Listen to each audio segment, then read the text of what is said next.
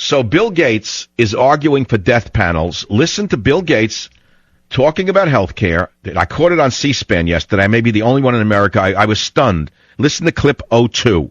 Is spending $1 million on that last 3 months of life for that patient, would it be better not to lay off those 10 teachers and to make that trade-off in medical costs? But that's called the death panel, and you're not supposed to have that discussion. You see, so he's now toying with the very death panels that we warned you Obama was trying to introduce with Obamacare. And, of course, the vermin in the media, the propagandists in the Reichstag, the propagandists in the Reichstag said, no, there are no death panels. Now we find out there actually are death panels. So they're using the greatest salesman of all time, Bill Gates, with his ecology look, to peddle the death panel idea. Now he then attacks specialists in medicine. Listen to clip 3. One statistic that jumps out is we have 3 times as many specialists as we have general practitioners.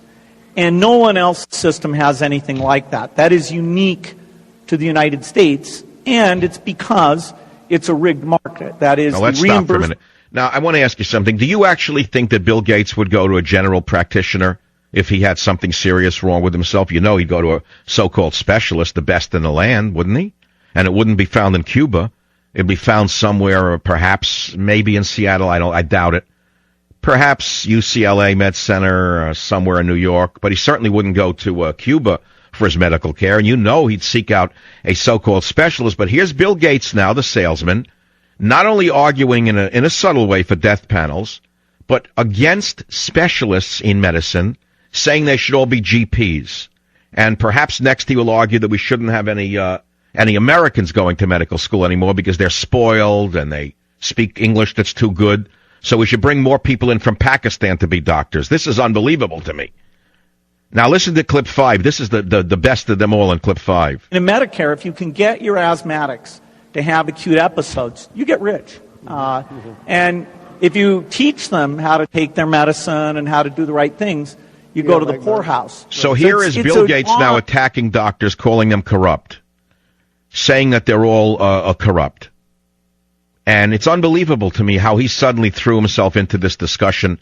I wish old Bill Gates had shown his true colors back when Obamacare was being shoved down our throats by Nancy Pelosi. But Nancy Pelosi, with the hammer, she just hammered it down our throats. And now Bill Gates suddenly is telling us that there are death panels, we don't need specialists, et cetera, and so on. Now, having said that, if you ask me, do we need revisions in the healthcare model in America? Yes, we do. I have a much simpler solution that wouldn't upset too many people and would get rid of the grifters. And that's called a $15 to $25 copayment for every single doctor visit. I don't care if you're a bum in the street. You have to pay a copayment. I don't care if you have to go collect cans or you have to pick up whiskey bottles and turn them in for 5 cents a piece. You're going to pay a copayment every time you get fallen down in the street. We're not picking you up anymore unless you pay for it. We can't afford it anymore.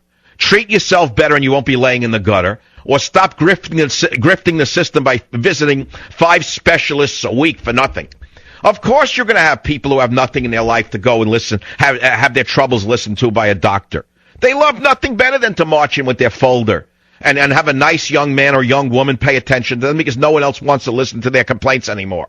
So they sit there, this hurts, I got a crank in my back, and how was it, and how did it touch?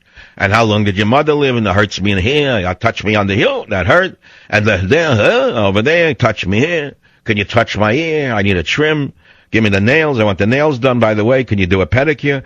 And then the next day they go to another one. Now, Obama is so whacked out on this subject that he actually introduced that we are going to have to subsidize mental health care on top of it all.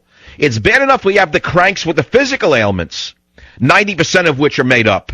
Now the cranks are going to come in with mental disorders that we're going to have to pay for. Who's going to pay for this?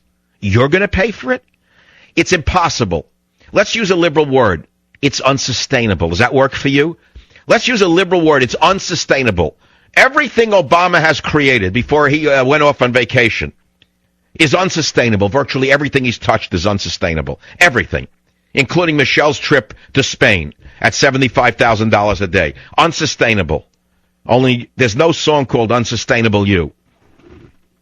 Now, why does Bill Gates suddenly become the chief salesman for socialized medicine? That's the interesting question. Why did they enlist Bill Gates with the sweater and the oh gosh, college boy look? I have nothing against Bill Gates. He did a great thing, created a great business. I admire entrepreneurs who succeed honestly. There's something to admire in every single success story in America, so long as it's honest. Don't get me wrong. But why is he now dipping his beak into this healthcare thing so late into the game? What's this all about? This is the interesting question. Why is Gates now peddling Obamacare with death panels? The answer is simple. The man's corporation employs, hundreds of thousands? I don't even know how many people are employed by Microsoft. Whatever the number is, if he can introduce death panels and they could cut out care for the last 3 months of a person's life, think of the millions that he could save, that he can give away and look even bigger. Okay, that's number one.